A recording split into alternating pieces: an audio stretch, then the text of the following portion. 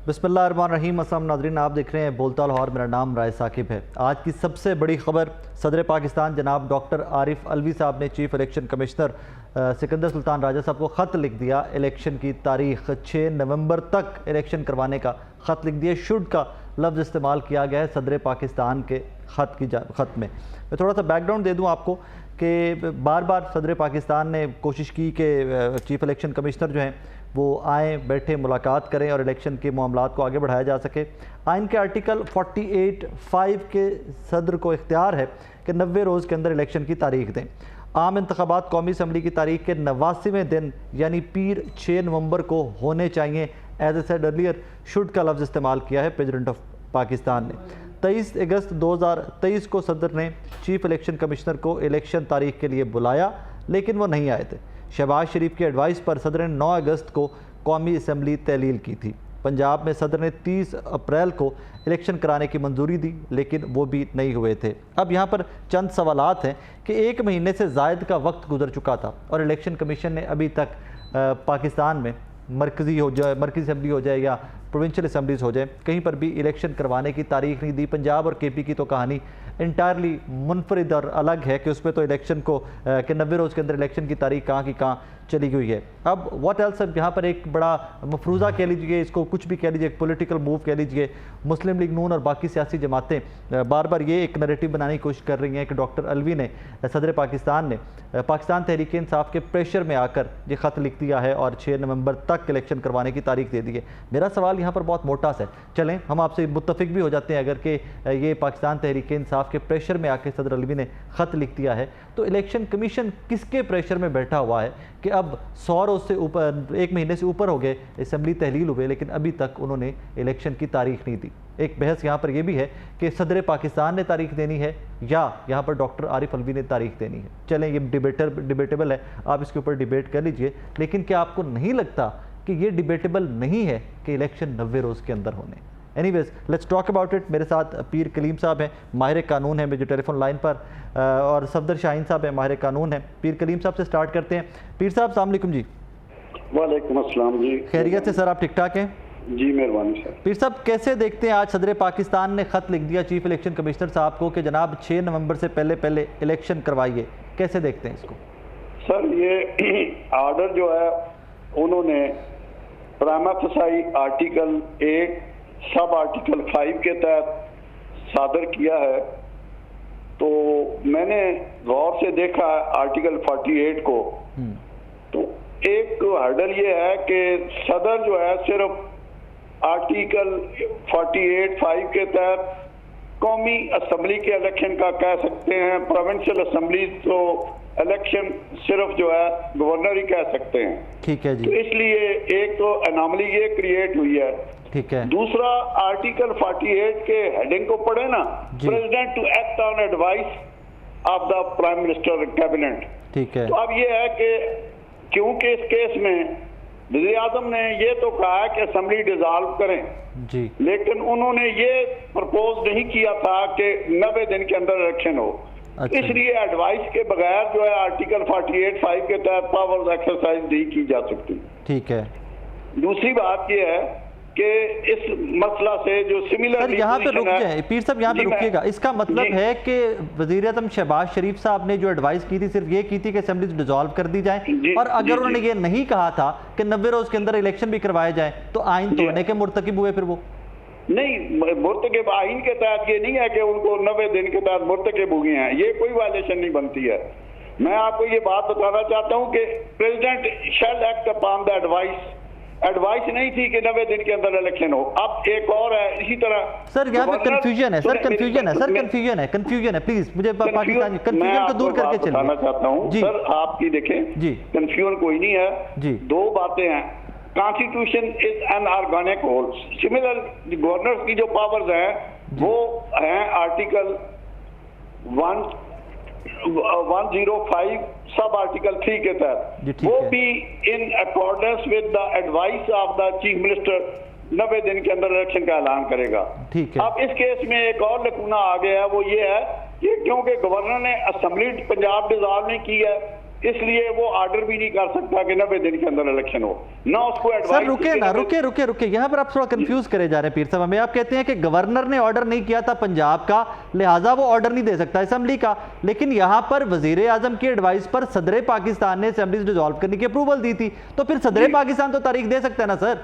नहीं, सदर पाकिस्तान तब देगा जब उसको प्राइम मिनिस्टर परमिशन देगा। देखिए आप कौन सा प्राइम मिनिस्टर सर कौन सा प्राइम मिनिस्टर? आउटगोइंग या काकड़ साहब? नहीं, आउटगोइंग जो प्रेसिडेंट। तो सर इसका मतलब तो ये हो गया कि आइंदा कोई भी प्राइम मिनिस्टर जो है वो बोले कि अगले 6 साल इलेक्शन नहीं होंगे, मैं जा रहा हूँ 6 साल केयर टेकर सेटअप चलेगा? नहीं, केयर सेटअप नहीं चलेगा। वो आइन के तहत जो एक्ट बना है, इलेक्शन एक्ट 2017, उसके तहत जो है इलेक्शन कमिश्नर ने उसकी लायबिलिटी है इलेक्शन कराना। फेयर इनफ, उनका कॉन्स्टिट्यूशनल फंक्शन है कि वो अपना फंक्शन अदा करें, लेकिन सदर जो है वो नहीं कर सकता जब जो है ना वो तब एडवाइस का अवेलेबल हो। इसी तरह गवर्नर भी पावर एक्सरसाइज नहीं कर सकते। Let's agree to disagree here, but चले आगे चलते हैं। इसका मतलब ये हो गया कि वजीर आजम जब भी खत लिखेंगे कि असेंबलीज डिसॉल्व कर दी जाए और 90 रोज के अंदर इलेक्शन करवा रही है तब इलेक्शन होगी, मुत्तफिक हम यहाँ? चलें ठीक, मैं आपकी बात मान लेता हूँ, मैं आपकी बात के मान लेता हूँ। इसका मतलब ये हुआ कि एट एनी पॉइंट, जिस तरह के अभी आप कह रहे हैं कि शहबाज शरीफ साहब ने जो एडवाइस की इसके अंदर 90 रोज के अंदर इलेक्शन करवाने का नहीं कहा गया, इसका मतलब है तो फिर तो इलेक्शन कभी भी ना हो तो केयर टेकर सेटअप चलता रहे क्या? कभी देखें, आइन में आइन के साथ कानून भी मौजूद है। 2017 का जो एक्ट है उसमें तो इलेक्शन प्रोवाइडेड है, इलेक्शन कमीशन की जिम्मेदारी है। आप जो है एक आईनी हक जो है ना तब इस्तेमाल कर सकते हैं जब उसकी रिक्वायरमेंट पूरी करें। वो वजीर आजम शहबाज शरीफ ने करके जानी थी? नहीं, उनकी ये लायबिलिटी नहीं थी। उन्होंने कहा कि जो है वो इलेक्शन कमीशन करेगा, तारीख मुकर्रर करेगा, वो कानून मौजूद है। तो इलेक्शन अच्छा चलें ठीक है, चलें दूसरी साइड से आते हैं। 90 रोज के अंदर इलेक्शन का आइन कहता है, 90 रोज के अंदर इलेक्शन का आइन कहता है। जी मैं आपको बताता हूँ, अभी आप बात पूरी तरह सुन लें जी। क्या सदर जो है सिर्फ कौमी असेंबली का इलेक्शन का मैक्सिमम ऑर्डर कर सकते हैं, सूबाई असेंबलियों का तो ऑर्डर नहीं कर सकते। लेकिन उन्होंने कहा ही नहीं सूबाई असेंबली में इलेक्शन नहीं, मैं ये कहता हूं ना कि मुल्क में सीक एडवाइस ऑन दैट। मैं आपसे ये बात कहना चाहता हूं कि क्या हम इलेक्शन के जरिए या हम इस ऑर्डर के जरिए क्या मुल्क को हम पॉलिटिकल कंफ्यूजन का शिकार कर सकते हैं कि कौमी असेंबली का इलेक्शन और सूबाई असेंबली का इलेक्शन? मैं ये जरा पढ़ देता हूं, मैं खत जरा दोबारा पढ़ देता हूं। When it comes to the provincial assemblies, whereas all 4 provincial governments are of the view that announcement of election date is mandate of Election Commission of Pakistan.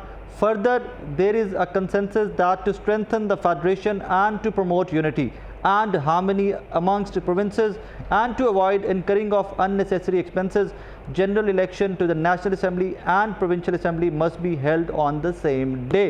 ये माजी में कहते रहे हैं लोग कि जनाब इलेक्शन एक ही तारीख पे होगा और वही सदर पाकिस्तान अपने खत में लिखते हैं, तो कंफ्यूजन कहाँ पे है? कंफ्यूजन कहाँ पे?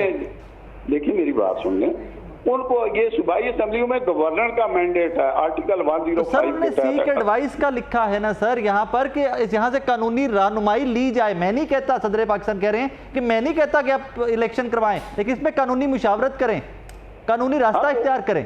तो ये तो कह सकते हैं ना सदर पाकिस्तान के, ये भी नहीं कह सकते। बात है कि कानूनी तरीके से जो है ना इसको रिजॉल्व करें। अब मैं आपको एक बात बताऊं जी, बात यह है कि गवर्नर पंजाब ने असेंबली डिसॉल्व नहीं किया, इसलिए वो कोई डायरेक्शन ही 105(3) के तहत नहीं दे सकता। इसका मतलब है कि पंजाब में जब तक मर्जी इलेक्शन ना करवाएं? नहीं भाई, नाम कराने का मकसद ये नहीं है। जब लॉ मौजूद है, 2017 का एक्ट मौजूद है, आप कैसे कह सकते हैं कि ना कराए? तो सर इलेक्शन भाई सर मेरी बात सुन लें, इलेक्शन डेफिनेटली होंगे जी। कब? एक और भी हर्डल है कि देखें डीलिमिटेशन भी होनी है सेंसस के बाद। जब तक डीलिमिटेशन ना हो असेंबली का इलेक्शन वैलिडली होल्ड नहीं हो सकता। और अगर मैं आपको एक बात बताऊं, अगर इलेक्शन जो है इस 90 दिन के अंदर जिस तरह आप प्रपोज कर रहे हैं नहीं होता है, डीलिमिटेशन के बाद होता है जी, तो उसमें कोई ऐसी बात नहीं है कि कोई कानूनी गैर कानूनी हरकत है। Delimitation is a priority in the election.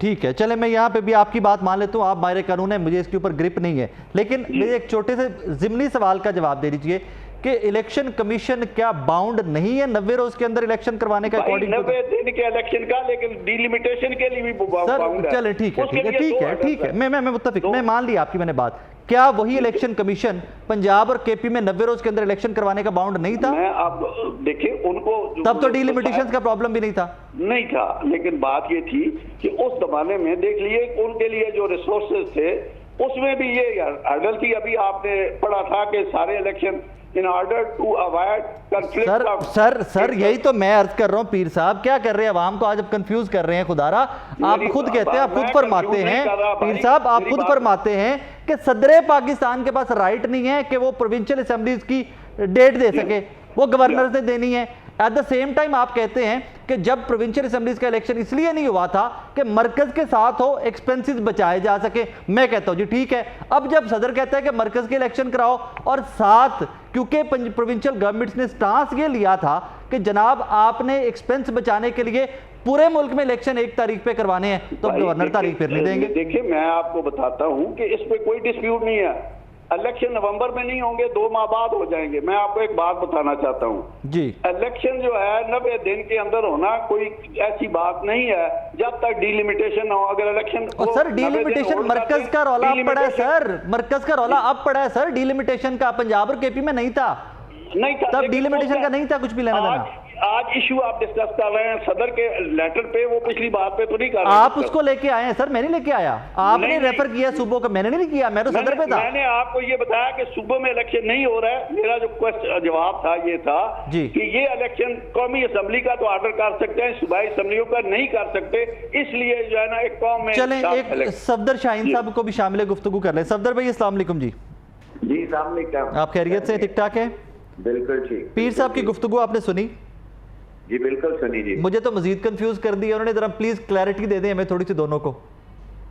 मेरी गुजारिश ये है कि आइन में शैल का लफ्ज है, 2 जगह पे 2 ऑप्शन हैं और आइन में तकरीबन 7 सिर्फ ऐसे सेक्शन हैं जिनमें वक्त टाइम क्लॉज इनको कहते हैं। ठीक है, टाइम क्लॉज, ठीक है, जिसका मतलब ये है कि time is the essence of that particular clause और आर्टिकल।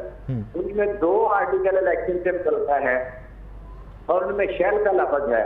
ठीक है, मुझे ये बिल्कुल सादा सी अंग्रेजी है और मैं सादा से स्कूल से पढ़ा हुआ हूँ और उसमें शेल का लफ्ज है। ठीक है, ये असेंबलियां अपनी मुद्दत पूरी करेंगी तो विदिन 60 डेज इलेक्शन होंगे। ठीक है, और ये असेंबली तोड़ दी जाएगी तो 90 डेज। उसकी लॉजिक दी हुई है, आइन में नहीं दी गई लेकिन एक्सप्लेनेशन में है और जजमेंट में है कि जब असेंबलियां अपना टेन्योर कंप्लीट कर रही हैं तो फिर तो इलेक्शन कमीशन को पता है और उसने तैयारी की हुई है और वो इलेक्शन 60 डेज में कराएगा। ठीक है, अगर असेंबली ऑल ऑफ सडन तोड़ के है, इलेक्शन कमीशन तैयार नहीं है, अब कोई इशू है तो 90 दिन उसको दे दें। ठीक है, इन दोनों के अलावा जो अब तीसरा मेरे फादर दोस्त मेरे सीनियर फरमा रहे थे कि अगर हम एक तरफ कहते हैं कि हमारा आइन है, मैं तो जाती तौर पे कहता हूं कि हमारा इस वक्त वफात पा चुका है जब ऑनरेबल सुप्रीम कोर्ट ने इलेक्शन करवाने का कहा और उस इलेक्शन को नहीं करवाया गया आइन के मुताबिक, सुप्रीम कोर्ट की जजमेंट के मुताबिक। और मेरे ख्याल में इन्ना बिल्लाह व इन्ना अलैहि राजिऊन आइन फौत हो गया। अब उसकी बाकियात को हम जो चला रहे हैं, उसका जनाजा निकाल रहे हैं, क्या कर रहे हैं ये नहीं पता, लेकिन आइन अमली तौर पे खत्म हो गया। सफदर भाई जनाजा नहीं निकाल रहे, अब हम सारे लड़ रहे हैं आपस में कि हमने मजार कहाँ बनाना है और उसका मतवली कौन होगा। अब हम सारे इस पे लड़ रहे हैं।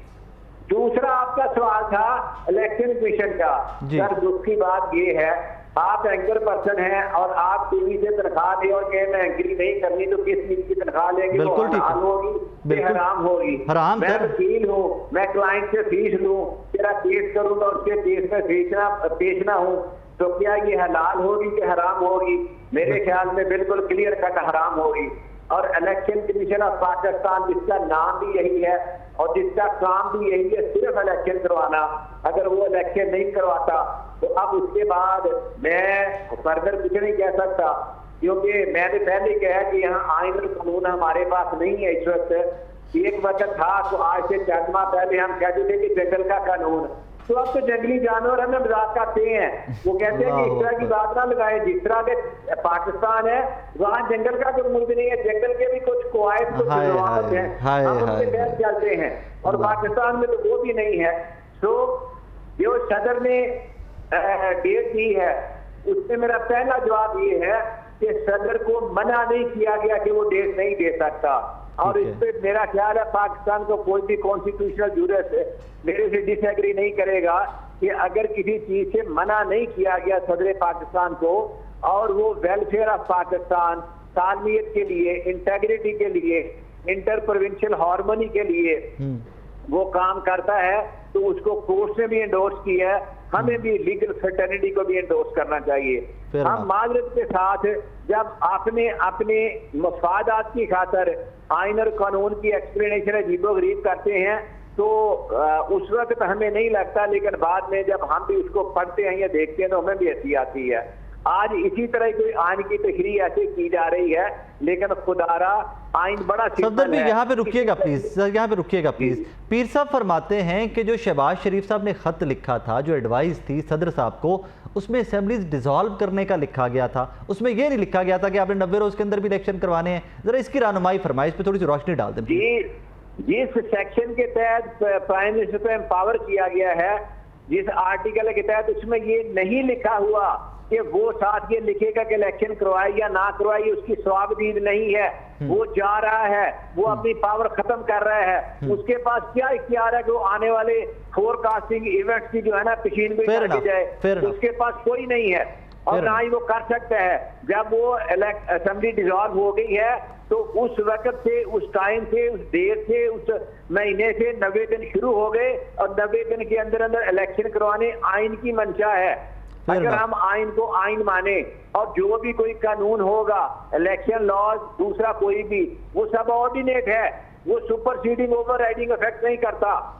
जिस तरह ये ऑनरेबल सुप्रीम कोर्ट ने जो सुप्रीम कोर्ट रूल्स की वायोलेशन करते हुए एक्ट बनाया था, मैंने उस वक्त आपके चैनल में भी कहा था, नजम अली साहब के प्रोग्राम में, कि ये जो रूल्स हैं ये बनने चाहिए, लेकिन इसका तरीकेकार गलत है, ये स्ट्राइक डाउन हो जाएंगे।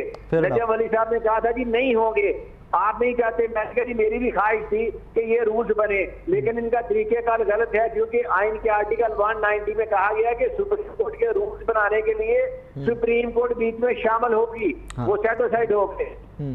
और आप भी जो कर रहे हैं, अगर ये इलेक्शन पिटीशन आगे बढ़ती है और आइन के मुताबिक अपना रास्ता तलाश करती है, तो ये नोट कर लें कि इलेक्शन कमीशन को जो है ना, इसमें उसी जजमेंट के तराजर में सजा होगी, कंटेम्प्ट ऑफ कोर्ट के जुमरे में। वो राजा साहब को, राजा साहब को, राजा साहब बड़े चीफ इलेक्शन, हाँ राजा साहब बड़े ताकतवर आदमी हैं, आप उनको सजा करवा रहे हैं।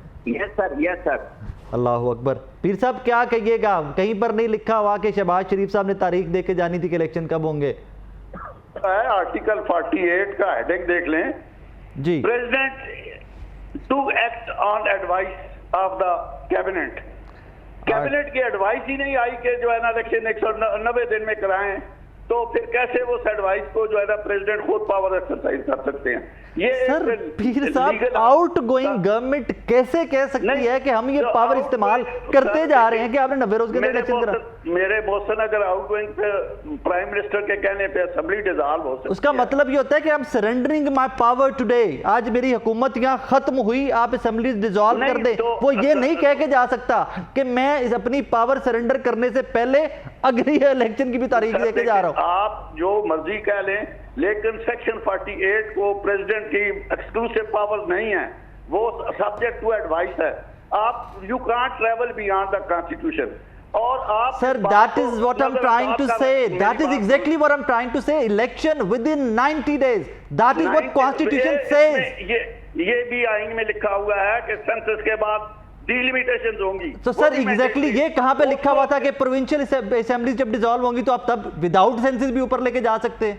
नहीं, मेरी बात सुन ले, उसमें जो है ना गवर्नर ने तो अख्तियार ही नहीं था गवर्नर को, क्योंकि गवर्नर ने तो असेंबली। और सर पंजाब की भी छोड़ दें, केपी के गवर्नर ने सर की थी डिसॉल्व, केपी के ने की थी सर।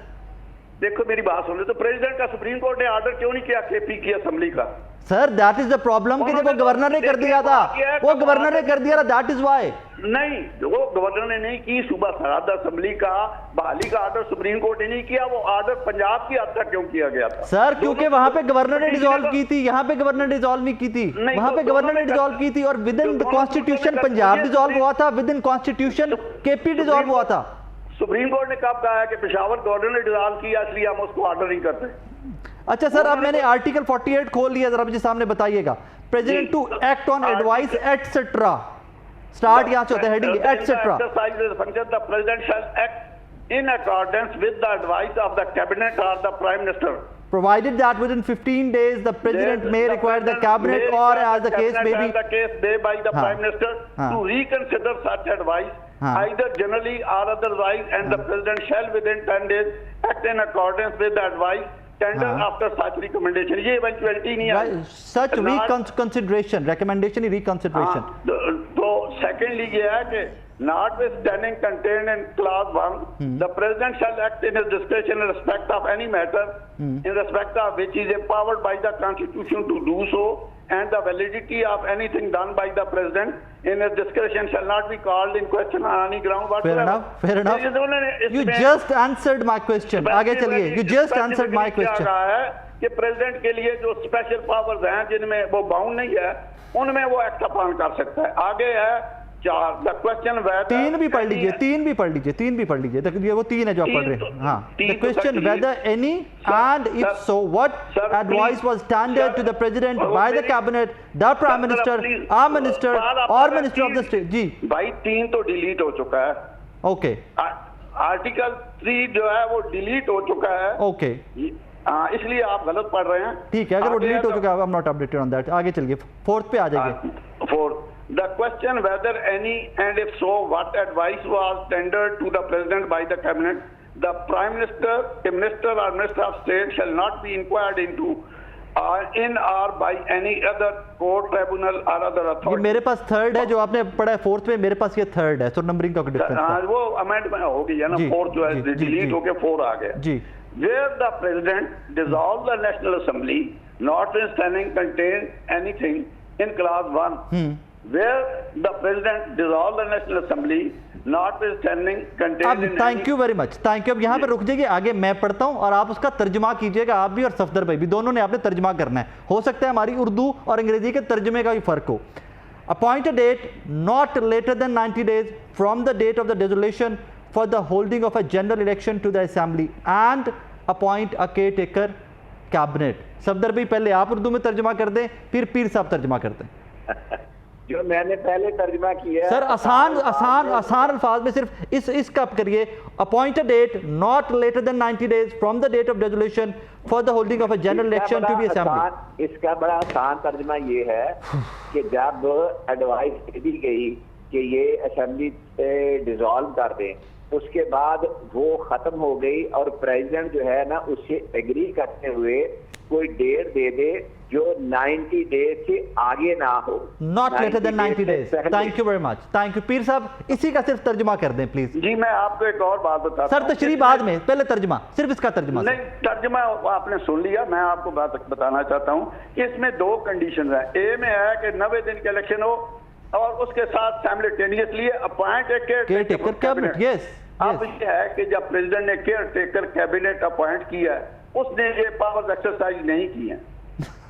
तो सर ना कंफ्यूज करें पीर साहब. अल्लाह का वास्ता, आवाम पहले बहुत कंफ्यूज है. एक्सरसाइज नहीं किया.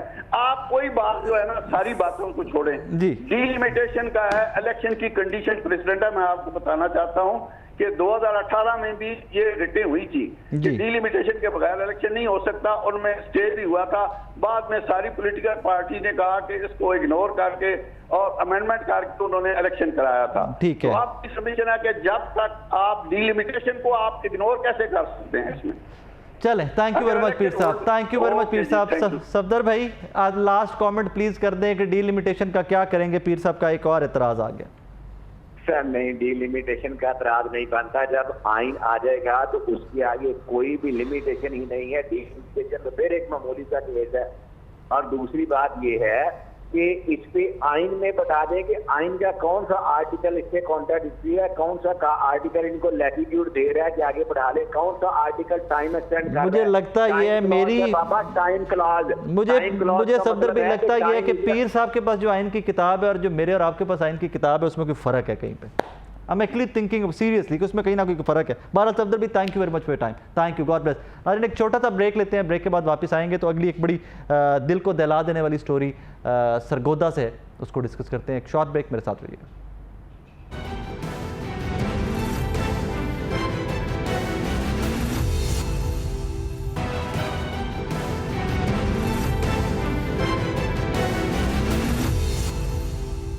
वेलकम बैक नाजरीन। सरगोदा से एक बड़ी अफसोसनाक स्टोरी है। मियां नवीद साहब हमारे सीनियर रिपोर्टर हैं, मेरे साथ स्टूडियो में मौजूद हैं। अशरफ निज़ामी साहब पीएम से इनका ताल्लुक है, आप अक्सर हमारे शोज़ में देखते रहे निज़ामी साहब को, वो भी स्टूडियो में मौजूद हैं। मियां साहब, ये सरगोदा में मेरे सामने स्टोरी पड़ी हुई है, 6 साल का बच्चा, कि क्या हुआ है? अच्छा, एक तो ये सबसे अफसोसनाक खबर ये है कि 6 साल का बच्चा और इकलौता था अपने पेरेंट्स का, और निज़ामी साहब यहाँ पर बैठे हैं, ज़ाहिर है टेक्निकल एक्सपर्ट राय तो ये देंगे, लेकिन मैं वहाँ पर कुछ जो अस्पताल था वो एक ENT स्पेशलिस्ट डॉक्टर का अपना अस्पताल है। अच्छा। लेकिन मुझे दुख ये है कि हम पंजाब हेल्थ केयर कमीशन जो बनाया एक सफ़ेद हाथी बन चुका है कि एक ऐसा अस्पताल जिसमें ना ICU है, ना वेंटिलेटर है, और वहाँ पर ना ब्लड बैंक है। हुआ ना फिर अस्पताल तो ये देखिए, अगर ऑपरेशन किया तो अस्पताल है ना, वो क्लिनिक भी कैसे कर सकते हैं? ये चट्ठा मेडिकेयर के नाम से सरगोदा में ये अस्पताल है। ENT के रिजवानुल्लाह चट्ठा साहब, ये ENT स्पेशलिस्ट है, सर्जन है जी। यहाँ पर ये वाक़या पेश आया और पंजाब हेल्थ केयर कमीशन ने सील कर दिया। सील का मतलब ये है कि आपको कुछ एविडेंस मिलता है तो फिर आप सील करते हैं। इसका मतलब ये नहीं है कि आपको कोई एविडेंस ना मिले तो आप एवें जाके सील कर दें। उसको सील किया, वहाँ पे बिल्कुल जो है वो डेथ हुई है, और फिर डॉक्टर साहब ने झूठ बोला। इंतहाई प्रोफेशनल डॉक्टर जो होते हैं, अगर वो झूठ बोलेंगे तो ये एक बड़ी बदकिस्मती होगी कि झूठ बोला उन्होंने कि जी बच्चे को वेंटिलेटर की ज़रूरत है, 7 वाले अस्पताल में ले जाएँ। लवाहिकीन की जानब से बच्चे को उठाकर बिल्कुल 2 से 3 मिनट के फासले पर दूसरे अस्पताल में लेकर जाएगा। वहाँ पे डॉक्टर ने कहा कि ऑलरेडी डेथ हो चुकी है। अब ये डॉक्टर्स की राय आप ले लें, साथ बैठे हुए हैं कि ये माइनर ऑपरेशन था, बड़ा ऑपरेशन था, और टॉन्सिल्स का मैंने बहुत सारे डॉक्टर्स जो ENT के, उन्होंने कहा जी इस तरह का वाक़या कभी पहले नहीं सुना। ज़िंदगी और मौत बिल्कुल मैं समझता हूँ कि अल्लाह ताला के हाथ में है, लेकिन अगर आपने अस्पताल बनाया है और उस अस्पताल में ICU नहीं है, वेंटिलेटर नहीं है और ब्लड बैंक नहीं है, तो इसको पंजाब हेल्थ केयर कमीशन ने रजिस्टर्ड कैसे किया? अब सील करके इंक्वायरी शुरू कर दी है। कई दफ़ा मैं ये बता चुका हूँ कि डॉक्टरों की जो मुबैना गफलत है साबित हो चुकी है, उसके बाद ये केस पड़े रहते हैं और आज तक किसी को सजा नहीं मिली। अब इस केस में मुझे नहीं पता कि लगता कि ये क्या होगा। टॉन्सिल्स का वाकई ऑपरेशन इतना क्रिटिकल है कि इस पे डेथ के चांसेस होते हैं? थैंक यू वेरी मच राय साहब। एक तो मैं उन पेरेंट्स के साथ, उस फैमिली के साथ माई हार्टफेल्ट कंडोलेंसेस कि ये जो एक अलमिया हुआ अनफॉर्चुनेट। देखें सर कि किसी भी सर्जिकल प्रोसीजर के अंदर मौत का वाक़या हो जाना ये एक्सेप्टेबल नहीं है। देयर आर चांसेस कि जहाँ पे होता है और पहले पेशेंट को बताया जाता है, उसके अंदर ओल्ड एज है कि बहुत मतलब उम्र वाला है, मैं ऑर्थोपेडिक सर्जन हूँ, छोटा मोटा 95 साल 100 साल का है, और उसमें भी ये होता है कि अंडरलाइन उनकी चल रही हो ऐसी पैथोलॉजी कि दिल के अमराज हैं, शुगर है, ये गुर्दे के मसाइल हैं, लिवर के मसाइल हैं, और बहुत सारी ऐसे मसाइल होते हैं कि जिनकी वजह से ख़तरा होता है कि बाकी ऑर्गन जो वो शट डाउन कर देंगे, चूँकि रिजल्ट वहाँ पे नहीं होते। इस पर भी होशियार भी बताते हैं कि ये वाली चीज़ है दिल के मसाइल, बट देयर इज़ एसेंशियल कि जिसके अंदर सर्जरी करना भी ज़रूरी होता है। This is the concern of being an orthopaedic surgeon जो उसके साथ होती है। अब ENT के ये बच्चे के लिए, और मैं समझता हूँ मियाँ साहब ने दुरुस्त फरमाया, और आपके भी इसके लिए एविडेंट है कि मैं अपनी ज़ाती हैसियत में और as the Pakistan medical association कभी भी ये नहीं कहते कि डॉक्टर जो कर रहे हैं वो ठीक कर रहे हैं, या हेल्थ इस्टेब्लिशमेंट जो कर रही है वो ठीक कर रही है। मियाँ साहब ने लफ्ज़ यूज़ किया कि मुबैना डॉक्टर की गफलत। मैं समझता हूँ ये मुबैना डॉक्टर की गफलत नहीं, ये नहायत ही अफसोस के साथ हेल्थ इस्टेब्लिशमेंट की गफलत है, और उसकी नाअहली और नालायकी, और उसके साथ एक मैं समझता हूँ कि एक जुर्म है। उसके अंदर किसी को भी पेशेंट को इवेल्युएट करने की खातिर it is very much essential health practices, medical practices के अंदर कि डॉक्टर के साथ हमारे एनेस्थेटिस्ट जो उसका देखना ज़रूरी होता है, who gives the fitness. Different test होते हैं। आई डू अंडरस्टैंड कि प्राइवेट सेक्टर के अंदर ये मसाइल है कि जब पेशेंट ये कहता है जी इन्हों की आपने कोई डॉक्टर की दिहाड़ी लगनी है, किसी होर नूं पैसे देने की खातर अननेसेसरली टेस्ट करवाना, ठीक है। अब 1000 में से अगर एक बंदे के साथ ऐसा कोई मिसहैप होता है तो that is not justifiable, you can not justify all that. तो उसमें से ये चीज़ तो कोई समझ आती है, लेकिन ये कहना कि जैसे मतलब I have not been to Sargodha, मियाँ साहब तो सरगोदा गए भी थे, जाके देख के भी आए हैं कि वहाँ पे एनेस्थेटिस्ट ही नहीं था। अब अगर कोई सर्जरी बगैर एनेस्थीसिया के बच्चों के लिए, राय साहब मैं आपसे अर्ज करूँ कि बच्चों के साथ तो स्पेशलाइज्ड एनेस्थेटिस्ट चाहिए, मेरे एक दोस्त की मतलब नवासी थी पाकपतन से, उन्होंने कहा कि जी आना इधर सुप्राकॉन्डिलर फ्रैक्चर था तो इधर, मैंने कहा यार ये तो वहाँ पे ऑर्थोपेडिक सर्जन मौजूद है जो कि होना चाहिए। तो मैंने I call to orthopaedic surgeon कि यार हम सारी मतलब चीज़ों के लिए हेल्थ फैसिलिटीज़ की खातिर यहाँ पे सारी ज़िंदगी अपनी गुजार दी है, तो हाउ कम्स कि एक छोटे से प्रोसीजर की खातिर आपने बच्चे को लाहौर भेज दिया। उसने कहा जी कि एनेस्थीसिया वाले ने रिफ्यूज़ कर दिया कि बच्चा छोटा है और मेरी इसमें एक्सपर्टीज नहीं है, तो very good. So this is professionalism जो उसके साथ काम करता है। आल दो कि मेरे उसमें तहफ़्फ़ुज़ात थे और मैंने वज़ीर साहब से भी कहा कि उनकी स्पेशलाइज्ड ट्रेनिंग करवाओ, या तो बच्चों वाला वहाँ रखो, हाउ कम कि एक दूसरे शहर लेकिन एटलीस्ट उसने रिस्क तो ना लिया बच्चे की, बिकॉज़ जान जो। अब ये मैं समझता हूँ कि आपने भी फरमाया, मियाँ साहब ने भी कहा कि सिर्फ अकलौता बच्चा, सर बच्चे थे चाहे हूँ 100, बच्चा तो बच्चा, औलाद तो औलाद है ना, औलाद के अलावा इंसान है सर। ये कैसे हो सकता है कि एक सिंपल से काम की खातिर कोई आया और पता चला जी ही इज़ नो मोर। और ये बात आसान है हमारे लिए कहना कि कुदरत ने लिखा था, हर एक की सांस लिखी है, मतलब being a Muslim we believe it, और हमारे यहाँ ये चल भी जाता है सारा के सारा, जो भी इसको अगर आप अच्छे लफ्ज़ मुझसे बेहतर जानते हैं, और मैं खौफजदा हूँ कि कहीं मेरे लफ्ज़ ज़ुबानों से वो भी ना, डॉक्टर साहब मेरे साथ हैं बच्चे की फुफो, it is very much alarming और it has to be condemned in all, it needs to be stopped. बिल्कुल इन्होंने दुरुस्त कहा, it is not only the health care commission, where is the health department. Secretary साहब आते हैं, मतलब वज़ीर आला साहब जाते हैं मुल्तान के अंदर एमएस को, वो एमएस के पास कोई इख्तियार ही नहीं है, क्या होगा उसके साथ एमएस के साथ, 4-4 बेड के ऊपर। अभी हमारे और आपके दोस्त हैं जिनकी मिसेज की अनफॉर्चुनेटली अभी डेथ हुई है, खान साहब की, हमारे हैं बड़े सीनियर जर्नलिस्ट, वो मुझे आज में उनकी ताज़ियत के पता चला कि जब उनके लेने के लिए खून के गया तो खून इतना ज़ाया हुआ कि डॉक्टर साहब कम अज़ कम एक बैग पे खाली हो गया होगा। सो इट वॉज जस्ट जो कि वक्त मिस्ड और वो डेथ हो गई। अब उसके साथ यही है कि पढ़े लिखे लोग, चूँकि अल्लाह वालों आई हो इसी लिहाज से, but one has to see in it. Doctor Sharoon Zia साहिबा हैं, ये मियाँ साहब बच्चे की फुफो हैं। डॉक्टर साहिबा अस्सलाम वालेकुम जी। जी वालेकुम सलाम। हम तमाम लोग जो स्टूडियो में बैठे हैं, यकीन मानिए हम तमाम लोग की condolences, we are very sad to hear what happened with you and your family. अब मुझे बताइए कि वाकया है क्या, एग्जैक्टली क्या हुआ उस दिन? देखें, सच बात तो ये कि हम खुद अभी तक समझ नहीं पा रहे कि आखिर उन डॉक्टर साहब ने किया क्या है। एक माइनर ऑपरेशन था, मेरे अब्बू ने मुझसे भी बात की और हमें यही था कि चलो वो सरगोदा में है तो सरगोदा में ही हो जाए, बजाय कि वो उठा के उसको लाहौर लेकर आए या हम यहाँ कुछ।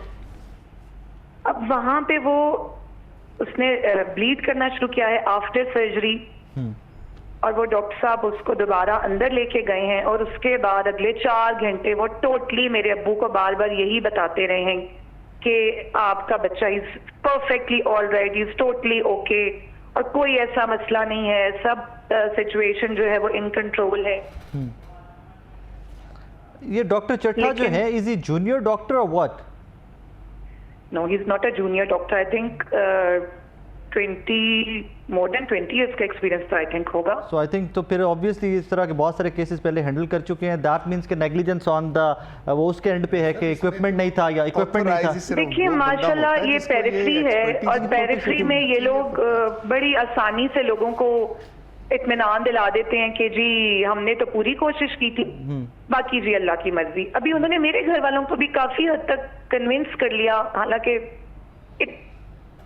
आप डॉक्टर हैं खुद, आप सारे मामला तो खुद समझती होंगी कि हम जी वेंटिलेटर पे दूसरे हॉस्पिटल लेके जाएंगे। आप मुझे बताएं टॉन्सिल के बच्चे को कोई वेंटिलेटर पे, मेरे पास डॉक्टर अशरफ निजामी साहब बैठे हैं, वो भी कह रहे हैं कि इट इज माइनर सर्जरी, कोई मेजर सर्जरी नहीं है कि जिसके लिए आपको इस्तेमाल, माइनर सर्जरी है और रूटीन मैटर था। लेकिन अगर इक्विपमेंट एंड एवरीथिंग, अगर उनसे चीजें हैंडल नहीं हुई तो उनको बताना चाहिए था, उनको काउंसलिंग करनी चाहिए थी, टाइमली बताते हैं कि अगर कोई फर्दर अल्लाह ना करे कि सिचुएशन आउट ऑफ कंट्रोल हो गई थी तो टाइमली बताते हैं कि जी किसी फलां हॉस्पिटल ले जाइए, फलां डॉक्टर को बुला लीजिए। उन्होंने मुसलसल झूठ बोल के रखा और जहां तक मेरा ख्याल है उन्होंने झूठ बोला कि हम ब्लड लगा रहे हैं। ब्लड भी उन्होंने जी ये बंदा है ये दे देगा, और बाद में वो पता लगा हमारा तो ब्लड बैंक है ही नहीं। वो हमें कहते ब्लड अरेंज करना हमारा काम था ना, उन्होंने नहीं, वो भी हम कर लेंगे अरेंज। आई थिंक हमारा बच्चा आई डोंट नो 2 घंटे 3 घंटे पता नहीं कब से एक्सपायर हो चुका था। That's very unfortunate. और इतना जुल्म उन्होंने किया है कि वो मुसलसल झूठ बोलते रहे। That's very heartbreaking. अल्लाह पाक आप लोगों को सब्र दे। इस तरह का बहुत बड़ा सदमा है आप तमाम पूरी फैमिली के लिए है। Thank you very much for your time, thank you very much for your time.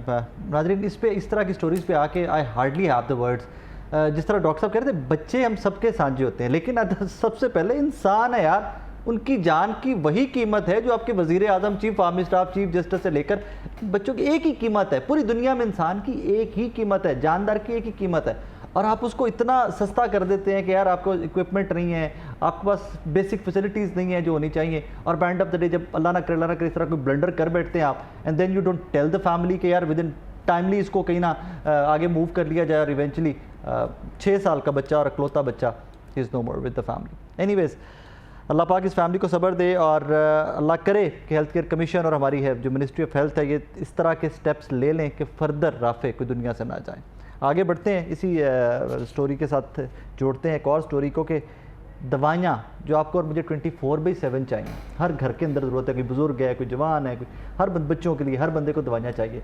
वो मेरे पास जो इन्फॉर्मेशन है वो 10 टाइम्स महंगी होगी, 10 गुना महंगी कुछ ब्लैक में दवाइयाँ हैं जो मार्केट से मिल रही हैं, और ये वो दवाइयाँ जिनमें कुछ लाइफ सेविंग ड्रग्स भी हैं जिनको जान बचाने के लिए आखिरी वो कह लीजिए रिजॉर्ट या कुछ कह लीजिए इतनी इंपॉर्टेंट है। मियाँ साहब, कौन कौन सी दवाइयाँ हैं कि जो यूँ नापैद हुई और 10 गुना महंगी हो गई? देखें, ये राय साहब पहली दफ़ा नहीं, इसके ऊपर भी कई दफ़ा बोल चुके हैं। कई दफ़ा बहुत सारी ऐसी अद्वियात जो है वो शॉर्ट है, मिलती नहीं है, उसमें मिर्गी की दवाई है, इवन शुगर इंसुलिन है, और बहुत सारी दवाइयाँ हैं, क्या क्या मैं नाम लूँ। लेकिन बदकिस्मती ये है कि जब हम इस तरह कोई खबर चलाते हैं तो ड्राइव कहता है जी कि आप वन साइड चला देते हैं। ड्राइव का बाकायदा तौर पर उनके जो सीईओ हैं उनका फ़ोन भी आया जी कि आप ये स्टोरी चला देते हैं, इस तरह कीमतें बढ़ गई ये हैं। देखिए, आज ही मैंने रब्ता किया है इस प्रोग्राम से पहले कि मेरे साथ वो बात करें और मुझे बताएं कि ये जो मामला है इसके ऊपर आप क्या कर रहे हैं, या फिर सूबाई आपकी जो है हुकूमत वो क्या कर रही है। बुनियादी तौर पर तो ये ड्राइव का मामला है ना वफाकी, लेकिन उनका सीईओ साहब का मैसेज आया जो इनके ड्राइव के चीफ एग्जीक्यूटिव हैं कि जी वो मैं मीटिंग में हूँ, अभी तक तकरीबन कुछ 4 घंटे की मीटिंग में, उन्होंने इसके ऊपर कोई मौक़िफ़ ही नहीं दिया। फिर मुझे बताएं कि हम क्या करें, जब आप बताते ही नहीं हैं और आप कहते हैं जी कि आंखें बंद कर लेते हैं आप, तो हमने तो ये जो हक़ाइक़ हैं ये पब्लिक के सामने लेके आने हैं या नहीं। ये सारा मामला जनाब ये ड्राइव के अंडर है, और ड्राइव हमारी जो है वो, और चीफ़ एग्जीक्यूटिव ड्राइव की जो अथॉरिटी है वो प्राइम मिनिस्टर ऑफ पाकिस्तान की अथॉरिटी है। जब इसके ऊपर बात करते हैं और फिर जो है वो इनका कोई कोऑर्डिनेशन नहीं होता, इनका कोई तर्जमान नहीं है कि यार वो कम से कम बता दें मीडिया को कि ये क्या मामला है और इसके ऊपर वो क्या अपना मौक़िफ़ देना चाहते हैं। जब खबर चल जाती है तो फिर कहते हैं जी कि आप ये ऐसा कर दिया, वैसा कर दिया। राय साहब, ये पुराना इशू है, कई सालों से इशू है, इसके ऊपर कोई काम नहीं हो रहा। कोई इतनी हुकूमतें आई या गई हैं, कोई काम नहीं हो रहा इसके ऊपर। जो शॉर्टेज ऑफ मेडिसिन है या फिर प्राइसेस ऑफ इंक्रीज है, कोई काम नहीं करना। जब दिल करे आसमान पे ले, बिल्कुल ऐसा ही है। इसमें आगे तो साहब के साथ एक में सिमरन मियाँ साहब ने फरमाया कि जी ये बड़े अरसे से का मसला है और इस पे कोई काम नहीं हो रहा। मतलब तमाम मोहब्बत के साथ मियाँ साहब से कोई ऐसा काम है जिस पे काम हो रहा है, कोई एक काम वो भी बता रहे इस पे हुआ है, काम हो रहा है। निगरान वज़ीर पंजाब, क्या मतलब निगरान वज़ीर पंजाब ने पूरे पंजाब के अस्पतालों के एमएस को तब्दील कर दिया, लगाए हैं। अल्लाह की शान है कि जिस बंदे ने लगाए वो उनके साथ है, और उनको जाके वज़ीर आला साहब बता रहे हैं, उसको नहीं कुछ कह रहे, जिसने लगाया उसको नहीं। मतलब दोनों वज़रा साथ है माशाल्लाह, और उनकी फाइलें चेक करते देखे उस वक्त। मतलब आई वाज जस्ट वो मैंने देखी कि how efficiently ministers were having all those, कि लगता था यार ये हो एक तो मैंने वीडियो मेरी नजर से गुजरी है, टेस्ट क्यों बाहर से करवाए हैं या सरकारी। देखो ना कि ये ऐसी अल्लाह का फजल है कि वज़ीर आला साहब को और वज़रा साहब को और सेक्रेटरी हेल्थ को पता ही नहीं है कि भाई टेस्टिंग कैपेसिटी नहीं है। उनको पता ही नहीं है कि एक बेड के ऊपर 4 लोग। क्यों नहीं बताया डॉक्टर? मैंने वीडियो देखी, डॉक्टर आगे कांप रहे हैं, डॉक्टर बेचारा मजलूम क्या करेगा वहां पे। बताया कि भाई हमारी कैपेसिटी नहीं है, हमारे पास नहीं है मशीनरी लगवा के। डॉक्टर फारिग तो वैसे भी हो गया ना डॉक्टर साहब। ओ यार ये तो वो हो गया ना भाई कि जिसने कि एक हो गया फारिग, अब बाकी जो आप चाहते हैं कि लाइन लगा दें। अब सेक्रेटरी हेल्थ ने देखा कि डॉक्टर तो ये नहीं, वो चला गया झंग जहां पे जाके कि वहां पे मतलब मर्डर हुआ एक डॉक्टर का, जो इन्होंने वादे वो पूरे नहीं किए। वज़ीर आला साहब ने, वज़ीर साहब गए थे मिनिस्टर साहब, ठीक है, वो यही लेके गए थे। मतलब इनसाइड आई नो कि इनकी मेहरबानी के लेके चले गए। वो जाके पूरे ने सेक्रेटरी हेल्थ ने कहा कि यार कोई ना कोई तो होना चाहिए। चीफ मिनिस्टर तो आगे निकल गया, and chief minister like suspension, so he went to Jang. उन्होंने भी 4 बंदे जेडे सस्पेंड कर चले। उन्हें कहा मुकाबला हो रहा है सीएम और सेक्रेटरी का। It looks such and funny कि मतलब अल्लाह जाने ये किस तरफ क्या लेके जाना चाह रहे हैं। ऑप्टिक्स पे काम हो रहा है ना, सिर्फ डिजिटल मीडिया पे प्रेजेंस होनी चाहिए फुटप्रिंट पर। ये दवाइयों के लिए सर नायाब हैं और दवाइयाँ महंगी हैं। इधर आपके चैनल का मैं शुक्रिया अदा करता हूँ, खुदा शाहिद है कि जितना रौला इसके ऊपर हमने डाला गया, बार बार एक मतलब दुकान नहीं, अब तो आड़तियों वाली ये दुकान खोली हुई है, कंट्रोल किसी किस्म का मेडिकल स्टोर्स के ऊपर आप जाके देख लीजिएगा, मेडिकल स्टोर्स के ऊपर जो टेम्परेचर मेंटेन करने की खातिर अभी ना सफदर शाहीन साहब क्या कह रहे थे, कहते थे पहले लोग कहा करते थे जंगल का कानून है, अब जंगल के जानवर पाकिस्तान पे हंसते हैं कि भाई यहाँ पर कानून है, आपके मुल्क में कानून नहीं है। तो इसी तरह अद्वियात है। मैं एक अर्ज करता हूँ, ये जंगल का कानून नहीं, जंगल का भी कोई कानून होता है। यही सफदर साहब कह रहे थे, अब जंगल के जानवर हम पे हंसते हैं। जंगल का भी कोई कानून होता है, लेकिन वतन अजीज के अंदर यही है कि if you are a privilege, अगर आपकी है कोई मर्जी दवाइयां महंगी बिस्मिल्लाह आप करें, वहां पर भी शेर जंगल में मारे जानवर को छोड़ देता है, मरे जीने की बात, वहां पर भी शेर जंगल में मारे जानवर को छोड़ देता है। हाँ, लेकिन यहाँ पर नहीं छड़े, इधर मारे ही खाते हैं। नूर मेहर साहब, अस्सलाम वालेकुम भाई। जी वालेकुम सलाम। खैरियत से ठीक ठाक है? जी शुक्र अल्हम्दुलिल्लाह। दवाइयां फिर से गायब, फिर से महंगी है, तो तुसी सारे रल के किन्ने को नोए और पड़ी है, कदों हुकूमत नूं जाग आएगी? मैं तो समझता हूँ कि जाग तो बहरहाल ये तो इंसानी क्रिमिनल अप्रोच हो गई है। ऐसा ही है, ऐसा ही। अब तो जो है ना मजबूरन इस हालात तो इंटरनेशनल मीडिया भी जो है, न्यूज़ वीक अमेरिका भी इसको रिपोर्ट करने जा रहा है, और पाकिस्तान में I'm sure कि आपकी मेहनत होगी, है वहाँ तक खबर आपने पहुँचाई होगी। बिल्कुल सही। नूर मेहर साहब ने भी खबर पहुँचाती है। अच्छा देखिए, नूर भाई को ये पता है कि खबर अमेरिका पहुँचावांगे तो काम ही has not send it to Moscow और बीजिंग। यस भाई जी नूर भाई जी। इस पे देखिए बात ये है कि अगर लोग बचेंगे नहीं, अगर दवाई मिलेगी नहीं, तो देखें श्रीलंका था, वहाँ पे हालात चाहे जैसे भी थे, तो उन्होंने $2 बिलियन जो है रखी थी अमाउंट इस चीज़ को कंट्रोल करने के लिए, दवाइयों की मामलात को इंपोर्ट के लिए। पाकिस्तान में अभी भी जो है एलसीज प्रॉपर नहीं खुल रही, रॉ मटेरियल जो है, जो फार्मास्यूटिकल लोकल मैन्युफैक्चरर्स हैं, पिछले 2 माह से वो एलसीज नहीं खोल रहे, और अभी कोई ऐसे मुज़ाकरात भी नहीं शुरू हुए जो फार्मास्यूटिकल्स में और मिनिस्ट्री ऑफ हेल्थ में कोई हो कि भाई कौन सी दवाई की कीमत क्या और कैसे। अभी तक एक बफर जोन चल रहा है, अजीब हालात चल रहे हैं कि जो हमारे गवर्नमेंट के लोग हैं वो टेंडर करते नहीं, इंसुलिन और बाकी जो चीज़ें हैं वो लेते नहीं। तकरीबन 1000 के करीब दवाइयाँ हैं जो बहुत ज़्यादा जो है शॉर्ट हैं। तो इस पे मैं समझता हूँ कि मरीजों पर रहम खाना चाहिए, और लोग मजबूरन हाथ में पैसे लिए फिर रहे हैं, लेकिन उनको दवाई मिल नहीं रही। What next? अब क्या करें इसमें आगे? आप लोग ही हैं जो आवाज़ बनते हैं आम गरीब आदमी की। व्हाट नेक्स्ट, आगे क्या करें? देखिए, हम तो जो हमारे से या मेरे से या ऐसे बहुत सारे दोस्त हैं जिनसे जितनी हद तक हो सकता है, मियाँ नवीद साहब बैठे हैं, बाकी दोस्त बैठे हैं, हम एक आवाज़ उठा सकते हैं, हम हुकूमत के ज़मीर को झंझोड़ सकते हैं, जिसको जो हम बायस खूबी कर रहे हैं। लेकिन अब ज़मीर होगा तो जुड़ेगा, खत्म हो गया, मर गए। अब बात यह है कि जो गवर्नमेंट के लोग हैं उनको ख़ास तौर पे जो प्रोविंशियल ड्रग इंस्पेक्टर्स हैं, वो फौरी तौर पे जो डिस्ट्रीब्यूशन सेटअप्स हैं, जो कि पुरानी दवाइयाँ भी नए कीमतों में बदल रहे हैं, तो मियाँ नवीद साहब ने पिछले 2 साल पहले भी इस पर काफ़ी काम किया था। तो अभी भी काम करने की ज़रूरत है कि कीमत जब 19 मई को पाकिस्तान की तारीख में सबसे ज़्यादा तकरीबन 1 लाख के करीब जो ब्रांड्स हैं उसकी कीमत में 20% इजाफा हुआ है। तो मैं समझता हूँ कि अब फार्मास्यूटिकल कंपनियां अगर ये कहती हैं कि जी उनको प्रॉफिट नहीं हो रहा और उनको मसाइल हैं, तो ये मैं समझता हूँ कि बिल्कुल गलत बात है। अब उनको प्राइस भी मिल रहे हैं, प्रॉफिट तो हो रहा है, लेकिन उतना नहीं ना, और आगे 500% 700% प्रॉफिट हो तो फिर बिजनेस का मजा आता है। इसमें देखें कि वेस्टेड इंटरेस्ट वाले कितने हैं। हाँ, बड़े इसकी मैं नहीं कहता, इसमें देखें कि ब्यूरोक्रेसी इनकी खबर है। राय साहब आज का वो मियां इमरान रशीद ने छापा मारा है निजामी साहब। सर मैं एक अर्ज करना सर, मियां साहब इजाजत है कि बेनिफिशरी कौन है, किन की फार्मास्यूटिकल कंपनीज हैं, कौन लोग वहां पे बैठे और क्या कर रहे हैं, and they are the one who has to decide.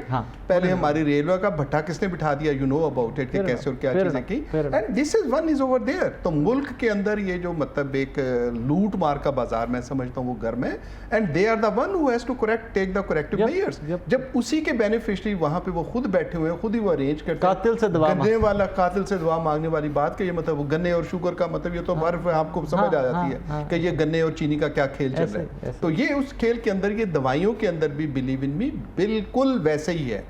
एक तो ओवर प्रिस्क्रिप्शन, अल्लाह के फजल से डॉक्टर का सफ़ा ख़त्म होता है तो दवाइयाँ ख़त्म होती हैं, अदरवाइज वो सारी चलता वो जा क्या रहा है, चलती हैं। ठीक है, नूर साहब is very much critical to all that. अगर उनको कहते तो नूर साहब तो बेचारे रोज आगे FIR फिर लिखते रहते नहीं, हैं। वो इसके ऊपर और ज़्यादा बोलते हैं कि डॉक्टर जो दवाइयाँ क्या करते हैं और कहते हैं। And I agree we are मतलब ओवर Closing comment वक्त जाती है, खत्म हो गया। तो उसके साथ मैं नहीं मेरे समझता साथ कि किसी क्लोजिंग तरह से कमेंट वक्त चीज़ खत्म हो होगी। गया। आज एक वो खबर ही आपसे शेयर कर दूं, मियां इमरान अर्शद साहब जो हमारे एंकर हैं, उन्होंने एक छापा मारा है और करोड़ों के लेंस एक्सपायर्ड थे, उनकी डेट चेंज की जा रही थी। अल्लाह आज उन्होंने पकड़ा है। ये ड्रैब की नाकामी है, ये पंजाब हुकूमत की कीजिएगा जी, नाकामी इमरान के है। शो ये का एक बड़ा शो आने वाला है। इमरान के वेट शो का नियो वेट में आप कीजिएगा कि चले गए, बड़ी नियो खबर पे है आएगा। कि एक्सपायर्ड लेंस जो है उनकी कहीं पर डेट चेंज हो रही थी तो इमरान अर्शद साहब ने पकड़ी है, हमारे सर कलीग खाने हैं। पीने वाली चीजें ऐसे बड़े बड़े ही है। स्टोर और शहर के जिनके इतने बड़े नाम और अगेन Date change ओवर होती है। देयर वहाँ पे यही है कि वहाँ से एक्सपायर्ड चीजें लाओ, यहाँ पे चेंज करो। ऐसे ही, और आप जैसे जो ऐसे ही। मतलब हजरात हैं बड़े बड़े घरों वाले नाज़रीन लेके अपना आते हैं बहुत शौक सारा ख्याल रखिएगा, दुआ में याद रखिएगा। अल्लाह हाफिज़।